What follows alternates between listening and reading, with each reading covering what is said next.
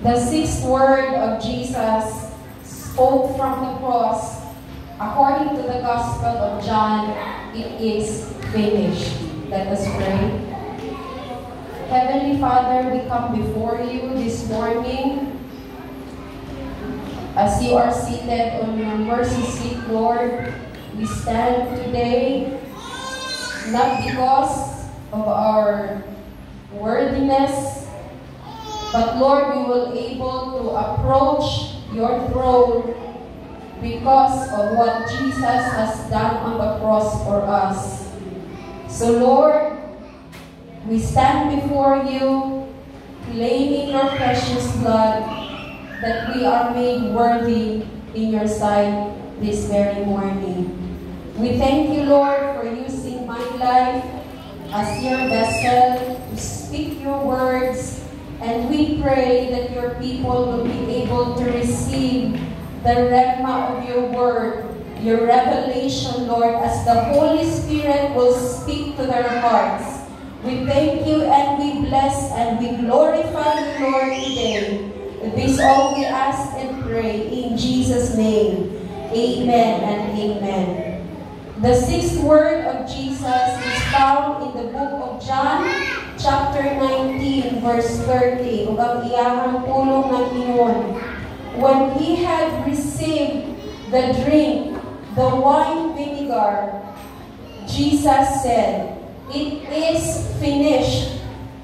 With that, he bowed his head and gave up his spirit.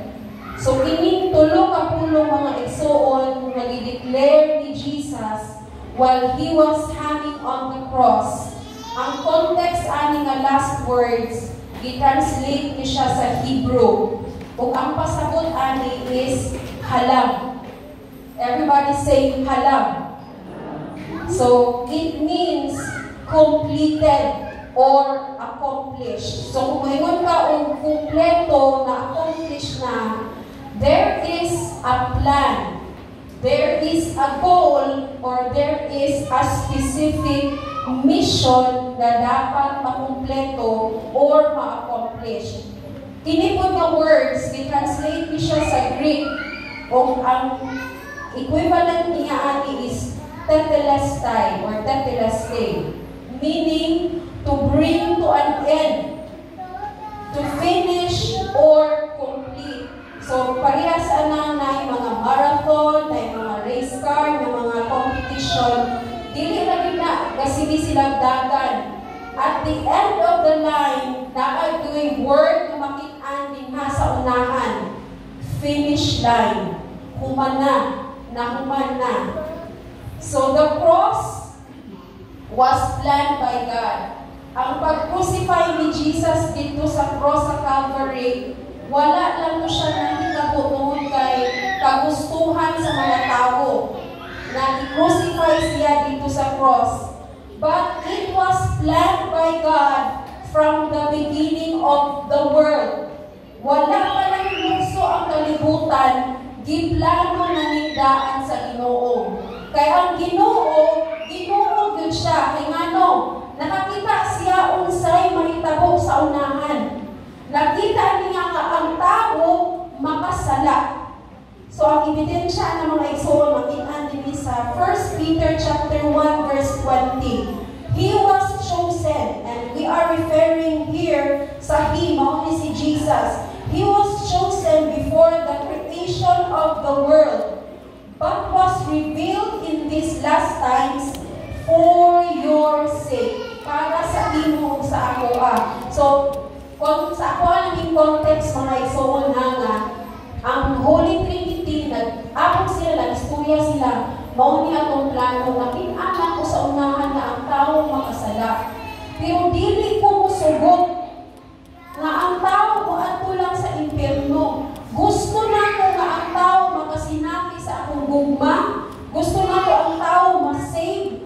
Gusto na ko ang tao maka-experience of abundance in all aspects sa ilang kinabuhi. O gusto na ko ma-experience sa tao to spend eternity with me o sa atong tanan. So maunay gusto sa nakong kasi masinati sa tao. So mayon ang God Father, mayroon ko ng gadasan. Siya, Papa, mag-lisod, kayo na kapag mahitabog sa ako pero let your will be done. So, imong kaubuton ang matuman. God was foreknown before the foundation of the world and appeared for the sake of you who through Him are believers in God. God planned the death of Jesus on the cross from before creation. And it highlights that Jesus was known, na ila ang Ginoo, and was chosen by God even before the world was formed.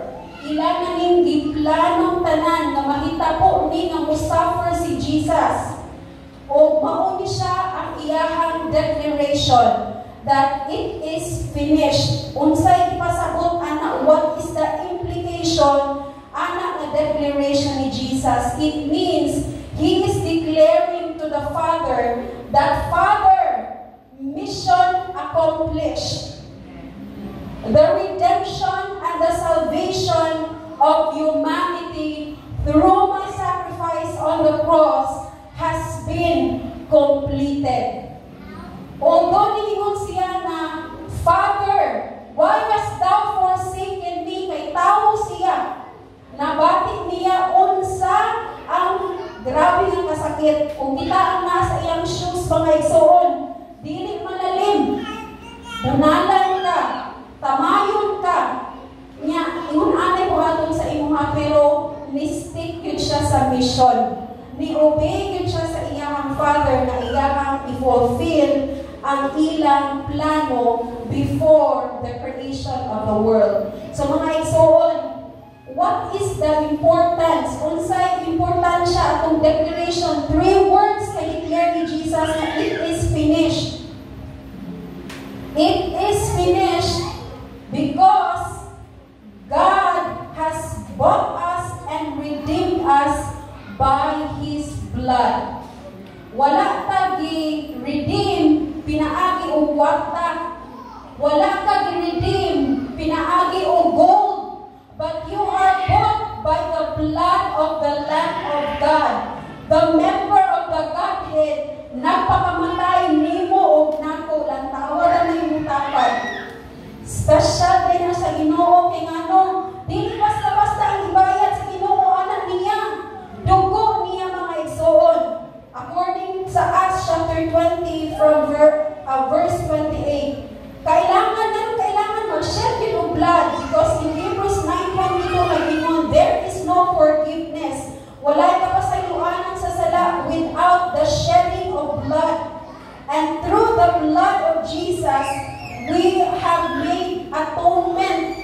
Nagpataliwala ang Ginoo ug karon gitawag na tang friends of God. Naanatay na build up na friendship. When God declared it is finished, we are rescued. We are purchased. Ibalita sa atong mga kagahapon. Atong kagahapon is characterized by sin, bondage, or negative na state. When God declared on the cross it is finished, God has dealt with every person's tulong ka es. Nagdeal lang Ginoo sa imong sala, sa imong suffering, o sa imong sorrow. Naagay panahon na maghilag ka, no? Pero gidaog ka na sa Ginoo tanan mga igsoon. And second na importansya sa ang declaration na it is finished, we have entered into a new covenant. Bago kuan niya kumita sa Ginoo, and that is an eternal covenant with God through the blood of Jesus on the cross. Matthew chapter 26 verse 28 o Mark chapter 14 verse 24. O unsa may significance sa iyang declaration, mga igsoon? We are justified and reconciled to God. Romans chapter 5 verse 9. So we can directly talk to God. Unlike sa una, ang high priest na ang makaduol sa presence sa Ginoo. Maghalad pa og mga mananap. But through the blood of Jesus on the cross, we can talk to God directly. The next importance ni nga declaration, we are cleansed from our conscience. Hebrews chapter 9 verse 14. Ang ato ang kanabitong konsensya nga daoy, masala mo sa Ginoo, gilimtiuhan ta sa Ginoo ang mga igsoon. Colossians chapter 1 verse 20. We are brought close to God, doon diha sa Ginoo. And the sixth nga importance of this declaration that it is finished because our sins are forgiven. Matthew 26 verse 28. God purifies us from all our sins. 1 John chapter 1 verse 7. The next na point, number 7, ang importance sa declaration ni Jesus that it is finished. We are made holy through His blood. Hebrews 13:12. And the last na importance sa iyang declaration, Satan was overcome through the blood of the Lamb. In this world, dili ko excuse na mahimutang na experience ng tribulation. Bakit pa sa ikot sa itong isuon kaganina, dili assurance nga itong kinabuhi kanang malipay pa malinting. But ingon ang punong sa Ginoo, we take courage. Baro kita ang kalibutan gidaog na sa Ginoo. So, the sixth word of Jesus na siya 8 ka-significance when He declared it is finished because the mission has been accomplished. Let us pray.